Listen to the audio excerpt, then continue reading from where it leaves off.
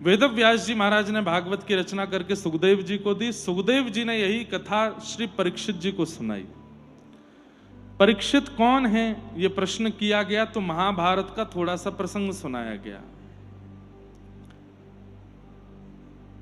अर्जुन के पुत्र हैं अभिमन्यु, जिनको महाभारत युद्ध में चक्रव्यूह बना करके मार दिया गया था। अभिमन्यु की पत्नी का नाम है उत्तरा। वो गर्भवती थी जब अभिमन्यु मारा गया। आज जब पांडव हस्तिनापुर का राज्य जीत गए, महाभारत का युद्ध जीत गए, तो अभिमन्यु की पत्नी उत्तरा उसके गर्भस्थ शिशु को मारने के लिए अश्वत्थामा ने बाण छोड़ दिया। और जैसे ही बाण छोड़ा तो उत्तरा ने भगवान के चरणों में प्रणाम किया, तो भगवान ने उसके गर्भ में प्रवेश करके उस बालक की रक्षा की। अब यहां एक प्रश्न आता है कि इतने सारी माताओं के बालक गर्भ में प्राण त्याग देते हैं, कई माताओं को बालक जन्म ही नहीं ले पाते,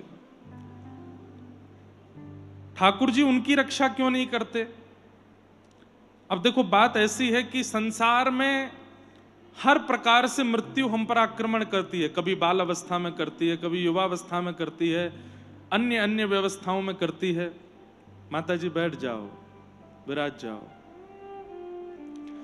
हम इसमें यह नहीं कह सकते कि ठाकुर जी को दया नहीं आती, छोटे बालक मर जाते हैं, या कोई पत्नी विवाह से बस 2 दिन पहले उसके प्राण निकल गए। अरे दुल्हा के तो घोड़ा पे बैठे बैठे ही वो बारात लेके जा रहा था, प्राण निकल गए। भगवान इतने निर्दयी कैसे हो सकते हैं? ये संसार चक्र है। यहां पर कभी भी किसी के भी कहीं भी प्राण जा सकते हैं, तो उसमें कोई ठाकुर जी पर दोष नहीं लगाया जा सकता। लेकिन एक बात आती है कि परीक्षित की भगवान ने गर्भ में प्रवेश करके रक्षा की। इसके पीछे मूल कारण क्या है? जहां यह भाव प्रस्तावित होती है कि किसी व्यक्ति के द्वारा समाज का बहुत बड़ा उत्थान होता है, तो ठाकुर जी उसकी रक्षा करते हैं। ठाकुर जी जानते हैं कि परीक्षित के जन्म से अनेक भक्तों को कथा रस का लाभ प्राप्त होगा, इसलिए परीक्षित की रक्षा करना जरूरी है। और भगवान ने गर्भ में प्रविष्ट होकर के परीक्षित की रक्षा की। परीक्षित जी का जन्म हुआ, तत्पश्चात भगवान पुनः द्वारिका प्रस्थान करने लगे। कुंती ने भगवान की स्तुति गाई, तत्पश्चात भीष्म पितामह ने भगवान की स्तुति गाई, और अंततो गत्वा भगवान द्वारिका प्रस्थान कर गए। द्वारिका से लौट करके भगवान कुछ महीनों बाद आए, जब खबर पता चली कि अभिमन्यु की पत्नी उत्तरा ने उस बालक को जन्म दिया है।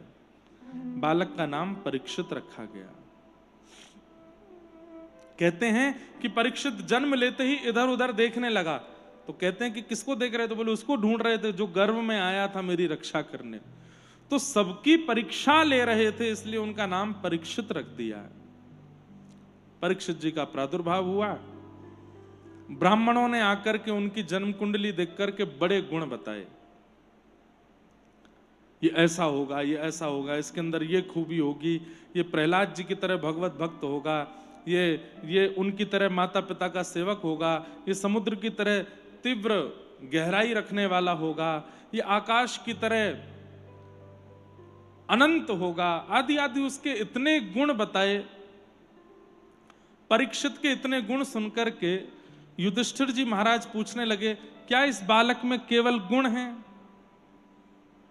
क्या इस बालक में केवल गुण हैं, कोई अवगुण नहीं है? इससे यह बात सिद्ध होती है कि संसार में आने वाला कोई भी व्यक्ति संपूर्ण गुणवान नहीं होता। अवगुण सबके अंदर है। चाहे वो व्यासपीठ पर बैठा हो, चाहे वो राजगद्दी पर बैठा हो, चाहे वो उससे भी ऊंची गद्दी पर बैठा हो, चाहे वो कितना भी बड़ा मठाधीश हो, कितना भी बड़ा संत हो, अवगुण सबके अंदर है। हमारा पृथ्वी पर होना इस बात का प्रमाण है कि अवगुण सबके अंदर है। अगर हम बहुत गुणवान हो जाएं, एक भी अवगुण नहीं रहे हमारे अंदर, तो गुरुत्वाकर्षण से हम लोग ऊपर उड़ जाएंगे, उड़ने लगेंगे आकाश में। पृथ्वी पर हम टिके ही इसलिए हैं क्योंकि हमारे अंदर अवगुण है। इसलिए कोई बहुत गुणवान है ऐसा मत सोचिए, लेकिन किसी में बहुत अवगुण है ये भी मत देखिए। कल रात्रि में हम जहां रुके थे वहां पर भी चर्चा हुई थी इसी विषय को लेकर के कि मानव का स्वभाव है वो अवगुण बहुत जल्दी देख लेता है। गुण देखने में उसको 7 दिन लग जाएंगे, लेकिन अवगुण देखने में 7 सेकंड नहीं लगते। आपको कह दिया जाए कि किसी व्यक्ति के अवगुण देख के बताओ तो आप 2 कॉपी भर दोगे उसके अवगुणों से, लेकिन कहा जाए कि इसमें गुण देख के बताओ तो आपको दिनों लग जाएंगे। आजकल युवाओं में एक चलता है कि वो विवाह से पहले साथ रहते हैं। क्यों? ताकि एक दूसरे को पहचान सकें, ताकि एक दूसरे को जान सकें। लेकिन उसके बाद उनसे पूछा ब्याह क्यों नहीं किया भाई, इतने साल रहे? अरे वो मैच नहीं हो रहा हमारा भाव। क्यों नहीं मैच हो रहा? क्योंकि हमने केवल अवगुण ही देखे। संसार में कोई परफेक्ट नहीं होता भैया, अवगुण सबके अंदर होते हैं, पर हमारी दृष्टि में गुण देख करके स्वीकार करना प्रेम नहीं है, उसके अवगुणों को भी स्वीकार करना यही प्रेम कहलाता है। उसके अवगुणों को भी स्वीकार कर लीजिए, वही प्रेम है। लेकिन आज का समाज ये जानता नहीं है। युधिष्ठिर जी महाराज ने ब्राह्मणों से पूछा कि महाराज इस बालक में इतने गुण आपने बताए, कोई अवगुण नहीं है? तब कहा, बोले एक अवगुण है, यदि आप सुन सको तो मैं बताऊं। बोले बताइए। तक्षकादात्मनो मृत्युम द्विज पुत्रोपसर्जिता प्रपत्स्यत उपश्रुत्य मुक्त संग पदम हरे। आपका ये बालक तक्षक सर्प के द्वारा डसने पर इसकी मृत्यु होगी। इसकी मृत्यु का कारण तक्षक सर्प का डसना होगा। और तक्षक सर्प तब तक नहीं डसता जब तक किसी ब्राह्मण का अपमान ना कर दिया जाए। तो युधिष्ठिर घबरा गए, बोले हमारा ये बालक जो है ये ब्राह्मणों का अपमान करेगा। बोले लेकिन आप चिंता मत करो, एक संत सदगुरु इसके जीवन में आएंगे, वो अंतिम काल में इसको भगवत प्राप्ति करा करके ही इसको मुक्ति प्रदान करेंगे। क्योंकि शास्त्रों में ऐसी बातें भी कही जाती हैं कि जीव के द्वारा अगर किसी व्यक्ति की मृत्यु होती है, किसी जानवर के द्वारा कोई व्यक्ति मर जाता है, किसी के विष के द्वारा, सर्प दंशन के द्वारा, बिच्छू के काटने के द्वारा अगर व्यक्ति की मृत्यु होती है तो उसको मुक्ति नहीं मिलती। तो इस बात से बड़े दुखी हो गए थे युधिष्ठिर जी की, अगर ये सर्प के द्वारा मरेगा तो फिर तो हमारे वंश का तो यहां पर उद्धार ही नहीं हो पाएगा। तब समझाते हुए ब्राह्मणों ने कहा लेकिन इसके जीवन में एक गुरु आएंगे, वो सदगुरु इसको सत्संग करा करके तक्षक सर्प की मृत्यु को भी टाल करके इसको मुक्ति प्रदान करेंगे। तो इसलिए आप बिल्कुल चिंतित मत हो। इस प्रकार ब्राह्मणों ने श्री परीक्षित जी महाराज का सुंदर भविष्य कथन किया। तत्पश्चात धीरे धीरे परीक्षित बड़े हुए। एक दिन पांडवों को यह खबर मिली कि भगवान कृष्ण अपनी लीला पूरी करके प्रस्थान कर गए। यह खबर मिलते ही युधिष्ठिर आदि पांडवों ने कहा कि जिनकी कृपा से हमको राज्य गद्दी मिली है, जब वे ही नहीं है तो हम यहां कैसे रहें। और परीक्षित को राज्य गद्दी पर बिठा करके पांडव स्वर्गारोहण को प्रस्थान कर गए। राजा परीक्षित को बना दिया। धीरे धीरे परीक्षित बड़े हुए, नगर में भ्रमण करते थे, देखते थे सब ठीक है कि नहीं। एक दिन उनको कलयुग दिखाई दिया। वह कलयुग एक गऊ के ऊपर प्रहार कर रहा था। 3 पैर काट चुका था, 4था पैर काट रहा था। वृषभ था वो। वृषभ यानी कि धर्म, धर्म के 4 पैर होते हैं, धर्म, अर्थ, काम और मोक्ष। 3 पैर कट चुके थे, केवल सत्य बचा था। सत्य चरण को काटने का जब प्रयास किया, परीक्षित ने जाकर के अपनी तलवार से प्रहार करना चाहा। कलयुग ने चरणों में प्रणाम करके कहा कि भगवान मुझे मत मारो।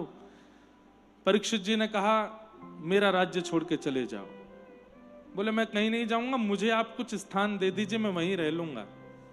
तब कलयुग को 4 स्थान दिए गए। द्यूतम पानम स्त्रियः सूना। कलयुग 4 जगह पर रहता है। सबसे पहला जुआ, जुए में कलयुग का निवास है। अच्छा, जुआ कहते किसको हैं? कई लोगों को इस बारे में बड़ी मिसअंडरस्टैंडिंग रहती है। केवल खेल में पैसा लगाने को जुआ माना जाता है, नहीं। लक्ष्मी का कहीं भी दाव लगाना वो जुआ है। लक्ष्मी को जहां कहीं भी आप दाव पर लगाते हो वो सब जुआ है। ये शर्त लगाना बात बात पर, ये भी जुआ है। 100 रुपए की शर्त लगी, 500 रुपए की शर्त लगी, आज देखना आज उसका मैच है वो जीतेगा, लगी 500 की शर्त, और फिर जीतने लाओ 500 रुपए। तो आप धन को जहां कहीं भी दाव पर लगाते हैं वो सब जुआ है। इससे अच्छा कुछ और कर सकते हैं, थोड़ा मन लगे, थोड़ा एक्साइटमेंट बढ़े, तो आप वस्तुओं की दाव लगा सकते हो। रसगुल्ले का दाव लगा लो, गुलाब जामुन का दाव लगा लो, समोसे का दाव लगा लो, पूरन पोली का दाव लगा लो। और इससे भी बढ़िया दाव बताऊं, मान लीजिए कि किसी बात पर आपके मित्र से हो गई, हाँ भाई क्या कहते हो, तो उसने कहा ऐसा होगा, बोले नहीं हुआ तो, बोले नहीं हुआ तो तू मुझे पंढरपुर लेके चलना। और हो गया तो, बोले हो गया तो मैं तुझे लेके चलूंगा। मतलब आप खेल भी खेलिए, किसी भी प्रकार की क्रिया कीजिए, पर स्वच्छंद नोट, स्वच्छंद पैसे, स्वच्छंद लक्ष्मी को दाव पर मत लगाओ, वो जुआ हो जाता है। और उसमें कलयुग का निवास है।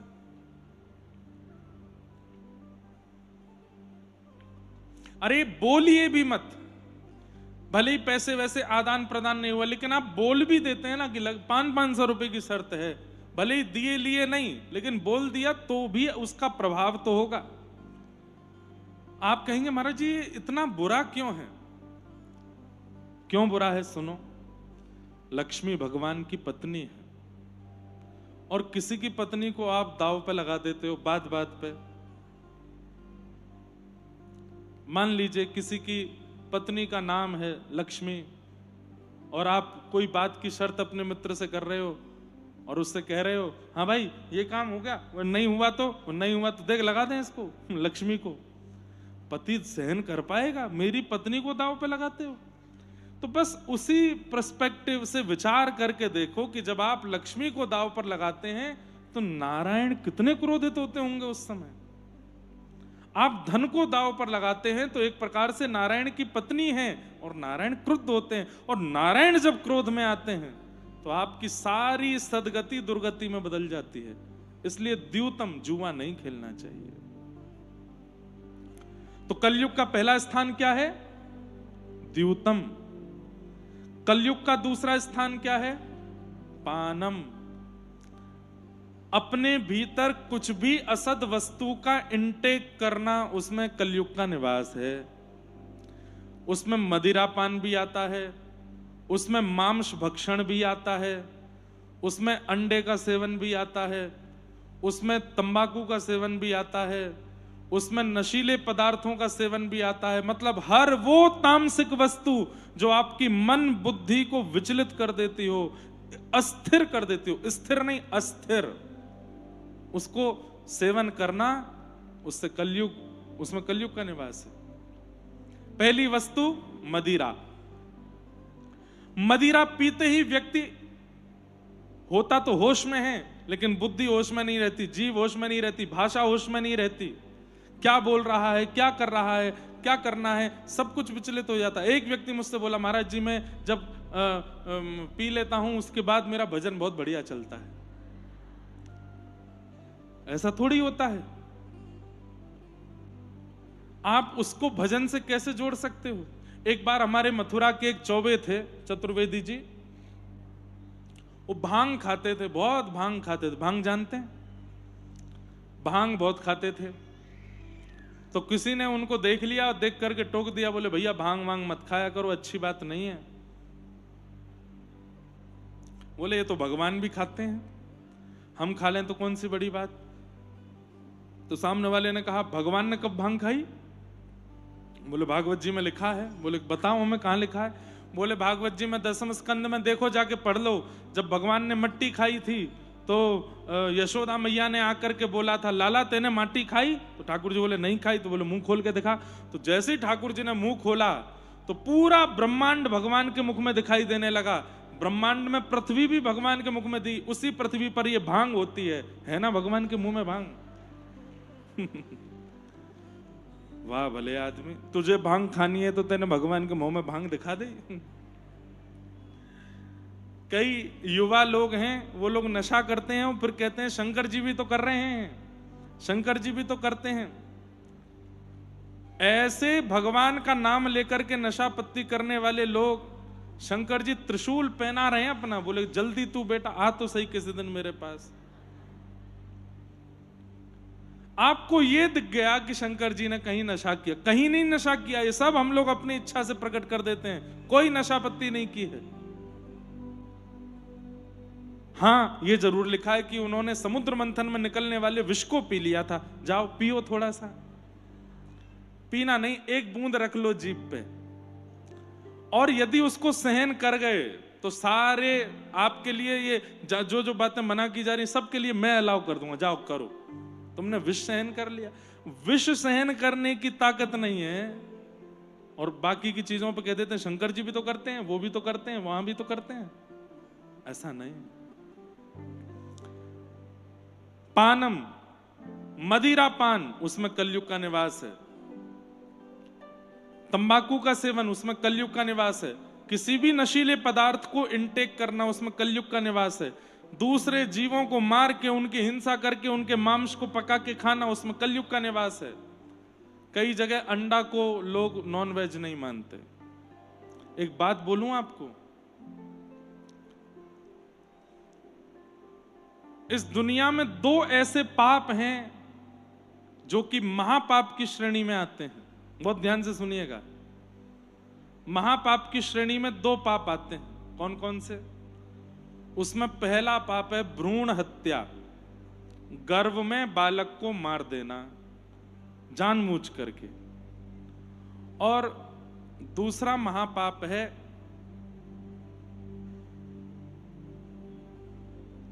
किसी के प्रति कृतज्ञता ज्ञापन ना करना। मतलब किसी ने आपके बुरे वक्त में सहायता की हो और आपका सही समय आने पर उसी व्यक्ति से आपने नाते तोड़ दिए हों, यह भी एक महापाप है। तो भ्रूण हत्या महापाप है। और जो अंडा खाते हैं लोग, वो भ्रूण हत्या है।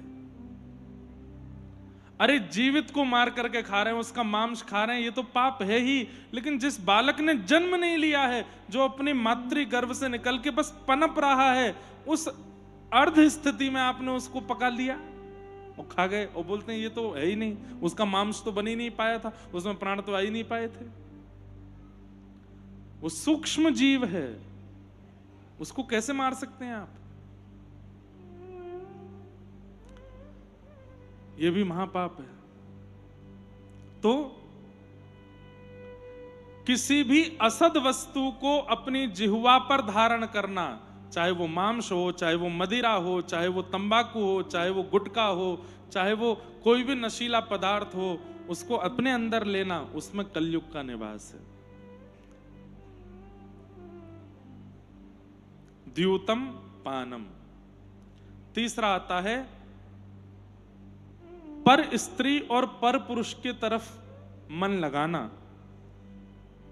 सप्त फेरे लिए हैं आपने अग्नि के, किसी का वर्ण किया है, और उसके संग रहते हुए भी आप किसी अन्य के प्रति भावना रखते हो, प्रेम रखते हो, यह महापाप है। उसमें कलयुग का निवास है। आप ऐसे नहीं कर सकते। द्यूतम पानम स्त्रिय। और चौथा कलयुग का निवास स्थान बताया सूना, यानी कि हिंसा, कलेश करना, लड़ाई करना, झगड़े करना, मारपीट करना, छोटी छोटी बातों पर लड़ने पहुंच जाना, छोटी छोटी बात पर उत्तेजित होकर के और लड़ने लग जाना, ये सब कलयुग का निवास है। एक सासू मां नाराज घूम रही थी। क्यों? वो तुमने दाल बनाई थी लेकिन उसमें नमक नहीं डाला था। दूसरे दिन बहू ने बहुत बढ़िया दाल बना दी, सासू माँ को दी तो सासू माँ ने खा के फिर डांटना शुरू किया, गुस्सा करना शुरू किया।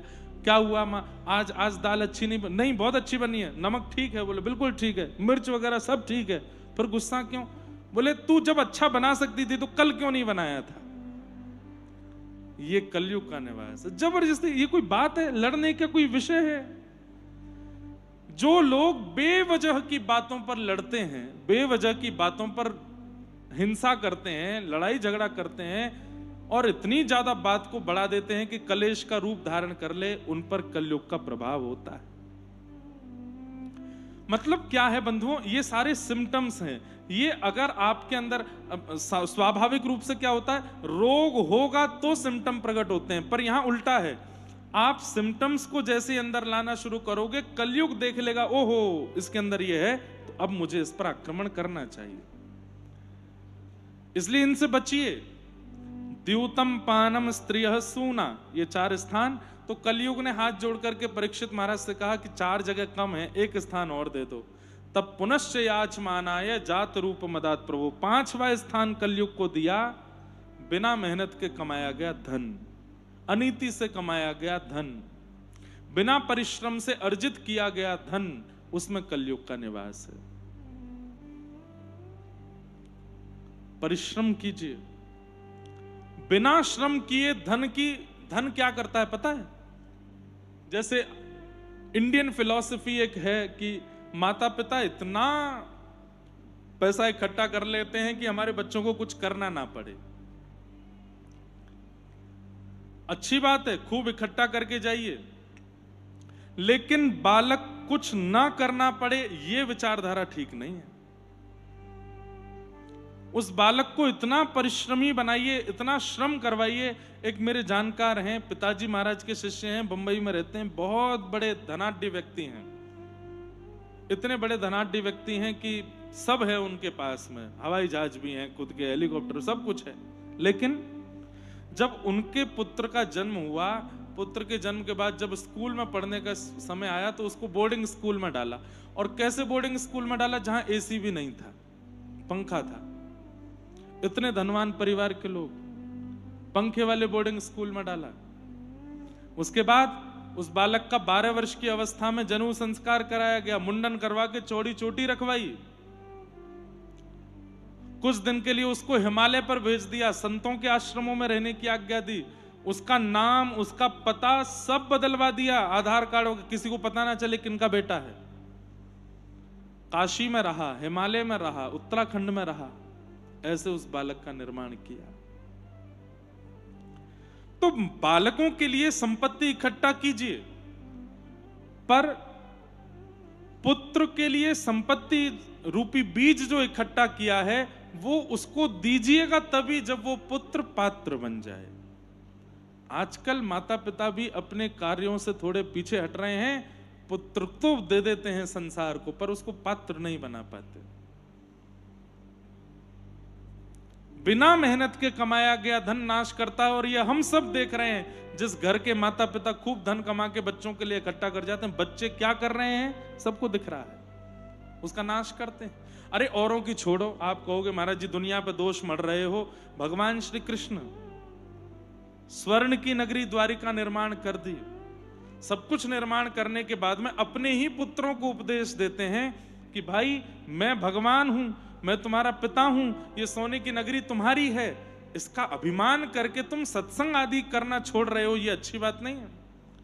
संतों के पास जाया करो, झुक करके प्रणाम किया करो, कथाएं सुना करो। भगवान के बच्चे बोले ऐसे बोलते रहते हैं, इसमें कोई बड़ी बात है? और वही कारण हुआ, भगवान के पुत्र शांब उसको साड़ी पहना करके संतों के पास ले गए। नई बहू आई है, बताइए इसके गर्भ से लाला होगा कि लाली? संतों ने तो कुछ नहीं कहा, लेकिन जैसे ही दुर्वासा जी के पास गए, दुर्वासा जी ने मंत्र दृष्टि से देखा, पता चला कोई स्त्री नहीं है, भगवान का पुत्र शांब है। उसको साड़ी पहना के हमारा मजाक उड़ाने आए हैं ये लोग। श्राप देते हैं इसके गर्भ से लोहपिंड जन्म लेगा, जिससे पूरा यदुवंश नाश हो जाएगा। और क्या हुआ? संपूर्ण यदुवंश नष्ट हो गया। तो ये बात आपको समझनी पड़ेगी कि जिस धन में हमने परिश्रम नहीं किया, अगर उस धन का हम प्रयोग लेते हैं तो वो हमारी बुद्धि विकृत करता है, हमारे वंश का नाश करता है। इसलिए माता पिता को भी चाहिए कि बच्चों को अपनी संपत्ति देने से पहले उनको योग्य बनावें। बच्चों को पता मत लगने दीजिए कि आप संपत्तिवान हो, आपके पास बहुत धन है, ना, उनको मत बताइए।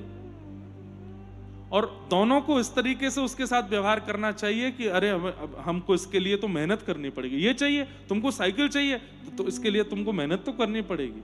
तुमको वीडियो गेम चाहिए, इसके लिए तुमको ये तो करना पड़ेगा। उसके लिए गोल सेट कर करके उससे परिश्रम करवाइए। और जैसे जैसे वो बालक बड़ा हो जाए, 18 वर्ष, 19 वर्ष, 20 वर्ष, और तब आपको लगे कि अब ये मेधावी है, अब इसकी बुद्धि तीव्र है, इसका स्वभाव तीव्र है, नित्य हमको प्रणाम करता है, हमारी सेवा करता है,